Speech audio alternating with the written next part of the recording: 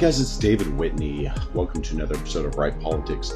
I'm here in my house in Nashville, and I wanted to make this video because there were some very alarming things that were happening across social media over the last few weeks that I wanted to get to. One of them was a quote from Joe Biden, and it was basically saying, well, actually, let me pull up the direct quote. Anyways, it says that affirming a transgendered child's identity is the best way that a parent or teacher can protect that child from harm. And the truth is, what President Biden's trying to do is he's trying to give teachers and doctors more authority than parents. And it's very, very crucial that a lot of these things are actually being implemented in society on the legislative level, to where a doctor can say, listen, this kid has gender dysphoria and he needs the sex operation, and they can actually do the process without any parental consent. Now, when I was 11 years old and got bit by a brown recluse, so I was in Vanderbilt's Children's Hospital for the better part of 3 weeks. They completely removed the bite. I had basically a surgery a day for 3 weeks while they were repairing the skin. So I owe my leg and probably my life to Vanderbilt's Children's Hospital here in Nashville. If they wouldn't have gotten to it, I was in a hospital previous to that bite, and they were basically talking about amputation. So Children's Hospital really saved my leg. And it's very shocking to me that when I drive downtown Nashville, that I see Vanderbilt and that they are on the record for doing children's sex change operations, which is a very profitable business. You get about $70,000 per surgery and a lifelong customer. And the fact that this is legal in the United States is very shocking. The fact that it is not talked about is very shocking. So there's a lot of people who are trying to push legislation to make this practice banned for minors. And I always say that if a child under the age of 18 does not have a fully developed frontal lobe on their brain, they do not have the decisions to make wise choices when they are under the influence of alcohol. That's why they do not drink until they're 21. They are not, I would say they don't have the capability to vote until 18. And I was always saying this like a million times, that when people, especially celebrities on the Democratic side, say, go out and vote, I don't care who you vote for, but just go, practice your civil rights. I was saying, listen, if you are an uneducated voter and you just vote across party lines because someone tells you to, that is actually more damage than good. You have to be an educated voter.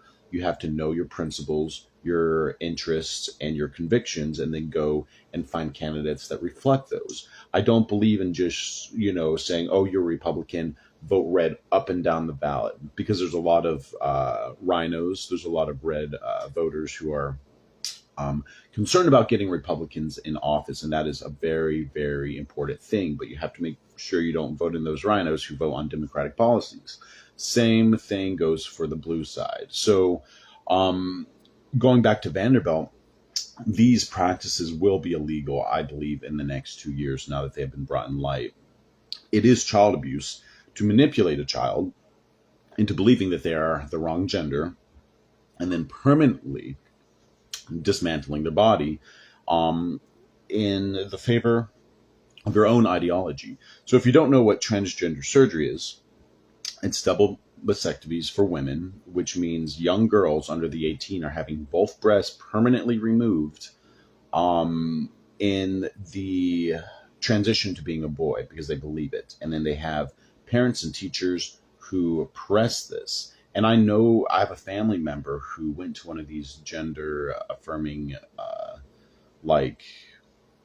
centers, and the whole thing is propaganda. Like, they just go and they tell you, like, well, if you're a woman, these are your treatment options. If you believe you're a woman, if you're born a man, believe you're a woman, these are the treatment options. And you can just completely immerse yourself in that culture and give yourself away to that ideology.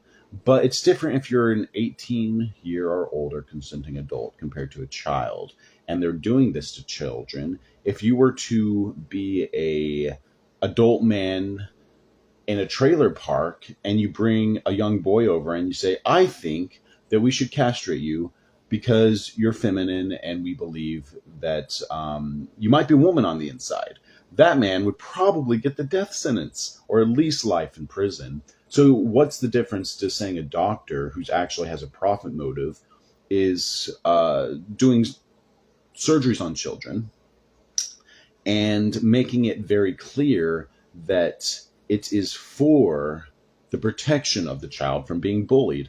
Well, I don't know about you, but transgender kids get bullied a hell of a lot more than, pardon my language, a hell of a lot more than kids who are on the fence and are questioning.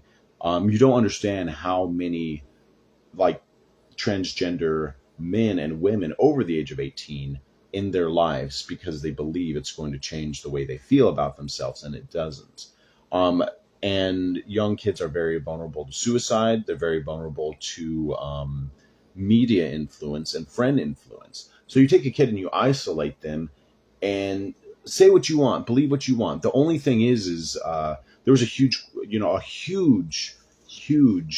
misgendering of minors that has been going on for years by a lot of people who have been studying this. They believe that, if you have a son who believes they're gay, and then you take them to a gender clinic and they say, no, your son is not gay, he's transgender, let's chop off his privates.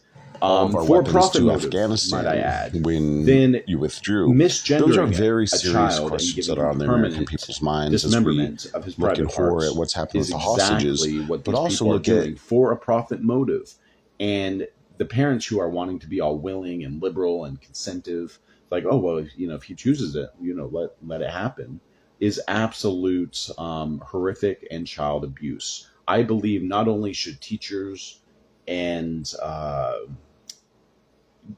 doctors, psychological doctors, psychiatrists, and all of them should be put in a very small sector of people who should go to jail for encouraging this. But I believe that if a parent allows a kid to get a sex operation before the age of 18, that also should be an offense that they should be going to jail because they are a minor. And if a minor cannot consent to sex before the 18, any sex with a minor is considered rape in America because they do not have the mental capacity to consent. So do you really think that they have the mental capacity to consent to a sex change operation? And the answer is no. Let me know what you think in the comments. This has been an episode of Right Politics, and we'll talk to you later.